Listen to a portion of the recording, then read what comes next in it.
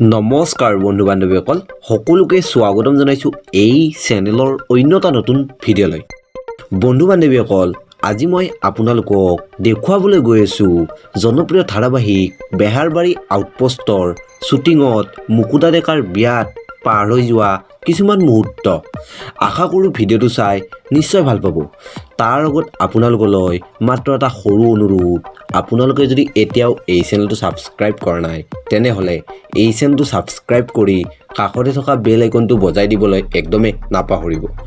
গতিকে পলম নকৰি বলক ভিডিঅ'টো আৰম্ভ কৰোঁ।